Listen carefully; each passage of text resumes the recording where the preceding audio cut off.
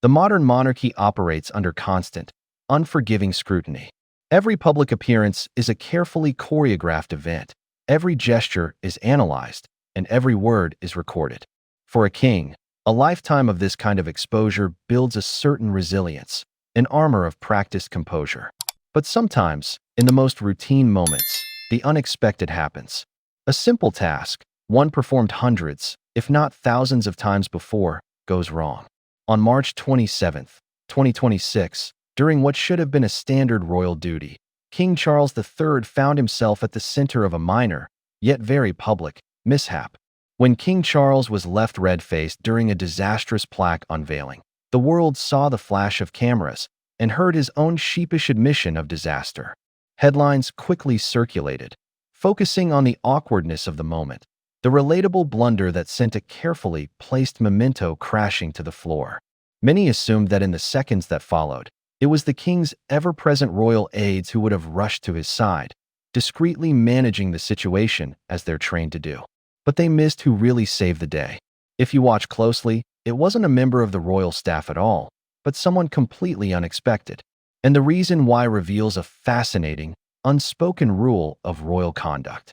To understand the moment, you first have to understand the setting. This wasn't some grand state banquet or a stuffy parliamentary ceremony. King Charles was in Kidlington, Oxfordshire, visiting a company at the absolute forefront of sustainable technology, Oxford Photovoltaics. Known as Oxford PV, this firm is more than just another tech company. It's a globally recognized pioneer spun out from the prestigious Oxford University, dedicated to creating the next generation of solar panels. For over a decade, they've been developing a groundbreaking technology using a magic material called perovskite. When layered onto conventional silicon solar panels, this material allows the cells to absorb a much wider spectrum of sunlight, making them significantly more efficient, over 20% more, in fact. This is precisely the kind of innovation that has been a lifelong passion for King Charles. For decades, long before it was a mainstream issue, he has been a vocal champion for sustainability and climate action. His commitment is more than just words. It's a deeply held conviction. So, this visit to Oxford PV was more than a photo op. It was an alignment of his personal passion with British technological ingenuity. He was there to see firsthand the work he himself described as wonderful and so vitally needed. He toured the labs, peered at components through microscopes, and spoke with the staff, encouraging them in their mission. He even told them, "I hope you can speed up the transition a bit," a clear reference to the global shift away from fossil fuels. The day, however, had already faced a minor disruption. The king's arrival was delayed by about 45 minutes. Bad weather had forced a last-minute change in travel plans, switching from a helicopter to a car for the journey. Upon his arrival, Charles was quick to apologize and repeatedly joked about his tardiness, setting a light-hearted and amiable tone for the engagement. The atmosphere was one of excitement and anticipation. The king was clearly impressed, calling their products fantastic and noting how remarkable it was to bring such complex science to the point of commercialization. The visit was meant to culminate in a classic royal tradition, the unveiling of a commemorative plaque. No one could have predicted that this final, routine act would become the main event. The culmination of a royal visit is often steeped in tradition, and the plaque unveiling is a cornerstone of that ritual. It's a moment designed for the cameras, a formal conclusion to an engagement.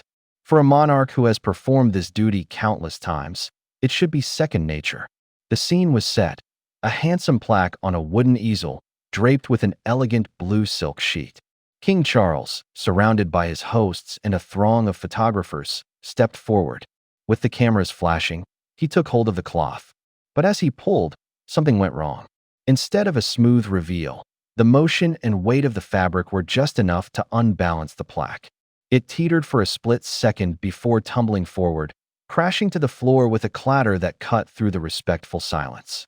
What happens next is what defines these moments. A flicker of panic? An awkward silence? King Charles did none of that. His immediate reaction was pure, unadulterated amusement. Before anyone else could fully process what had happened, the king himself broke the tension. He let out a laugh, his expression a mix of shock and humor.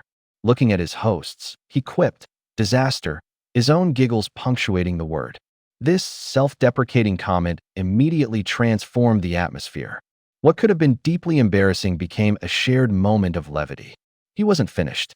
As someone moved to retrieve the plaque, the king, still laughing, added another joke, suggesting to his host that the best place for the now infamous memento might be in the downstairs loo. The humor was disarming and utterly effective, showcasing a man perfectly at ease with his own fallibility under the public spotlight. The plaque was quickly retrieved, seemingly unharmed, and placed back on its stand, allowing the king to finally pose for the official photograph, a broad smile still on his face. The disaster had been averted, not by flawless execution, but by a flawlessly human reaction. In the immediate aftermath of the plaque's tumble, as the king's laughter filled the room, someone had to fix the problem. This is exactly the kind of scenario where we imagine a swarm of highly trained royal aides springing into action. These individuals, from private secretaries to equerries, are the logistical backbone of the monarchy, there to ensure everything runs smoothly and to manage any unexpected incidents with quiet, almost invisible efficiency. The title of this, but if we stop and analyze the footage and first-hand accounts, a different story emerges. What most people missed, and what some reports got wrong, was who actually stepped forward. As the plaque clattered to the ground, the king's personal protection officers and immediate staff did what they were trained to do in a non-threatening situation. They held their positions. They didn't rush forward or create a bigger scene. Their role in that moment was to maintain the security and composure of the environment, not to pick up the props. So, this begs the question, if the royal aides didn't rush in, who did? And why was there no flurry of activity from the king's own team? The answer lies in a subtle but crucial aspect of royal protocol, one that prioritizes discretion and deference to the hosts. The real story is far more interesting and gives us a much deeper insight into the unwritten rules of public royal life. As King Charles was laughing off the disaster, the moment was, in fact, salvaged with remarkable speed. But the person who stepped into the breach wasn't a royal aide. A closer look at the photos and eyewitness reports reveals the truth. The individual who quickly bent down, retrieved the fallen plaque, and placed it securely back on its easel was a man from the host company itself, Oxford PV. One report specifically notes, it prompted a man from the Oxford-based firm to rush in to pick it up and place it back where it belonged. This is the surprising reveal at the heart of the incident. The person who saved the day was a member of the very organization the king was there to honor. This staffer's intervention was swift, professional, and discreet. He didn't wait for instruction. He saw a problem and solved it, allowing the king to continue joking without worrying about the logistics. This anonymous company man became the unexpected hero of the moment, ensuring the photo opportunity could proceed. His action speaks volumes about the preparedness of the Oxford PV team. Hosting a royal is a huge undertaking, and their ability to handle this crisis so smoothly reflects incredibly well on them. They didn't freeze. They took ownership of the situation on their own turf. The staffer's quick thinking ensured the focus remained on the king's positive interaction, not the mechanical failure of an easel. It's not a story about royal aides rescuing a bumbling monarch. It's a story about a seamless collaboration, where the king provided the charm to diffuse the embarrassment, and the Oxford PV staff provided the practical solution. So, why did the king's own aides hang back?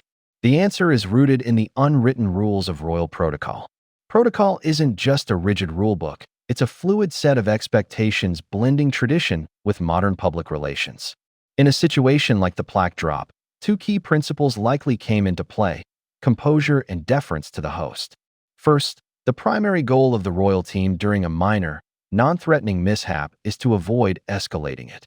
A sudden rush of aides would have amplified the incident, turning a small blunder into a major drama. It would signal panic, the exact opposite of the desired effect. The aides, by holding their positions, projected a calm that mirrored the king's own humorous reaction. Their inaction was, in itself, a deliberate and professional choice.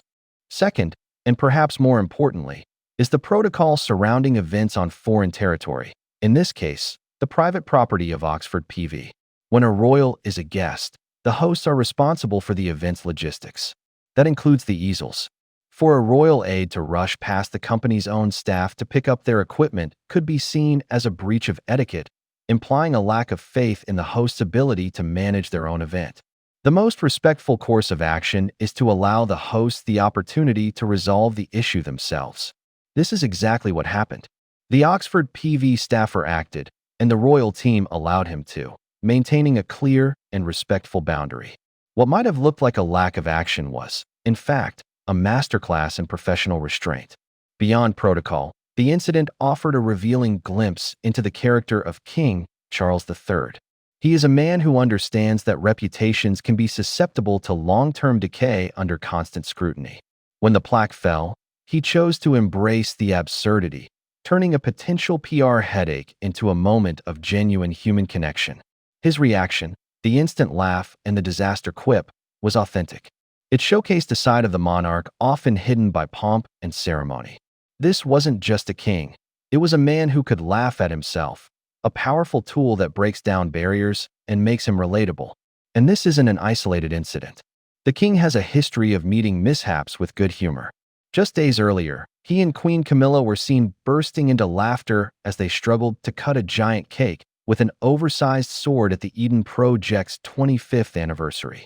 And who can forget his viral encounters with malfunctioning pens in 2022, which saw him exclaim, "I can't bear this bloody thing."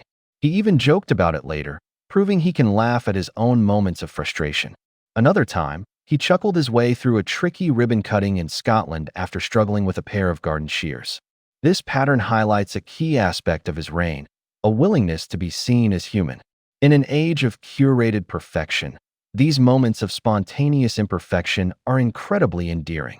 They demonstrate resilience and a sense of perspective.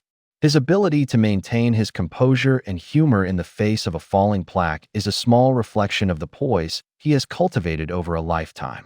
It sends a message that while the duties are serious, one doesn't always have to take oneself too seriously. Moments like these give us a rare look behind the royal curtain. If you enjoy analyzing these details and uncovering the stories that most people miss, be sure to subscribe to the channel for more royal commentary. What did you think of the king's reaction? Let us know your thoughts in the comments below. In the end, the story of the fallen plaque isn't one of failure, but of quiet successes. It was the success of a king whose quick wit instantly defused an awkward situation. It was the success of a company staffer from Oxford PV, whose professionalism saved the moment without fanfare. And it was the success of royal protocol, where the king's aide showed that sometimes the most effective action is deliberate inaction. The initial perception of royal aides rushing to the rescue was a misreading of a far more nuanced reality. What truly happened was a perfect example of the delicate dance of a modern royal engagement. The visit itself was a testament to the king's enduring commitment to a sustainable future, highlighting a British company on the cutting edge. The disaster of the P.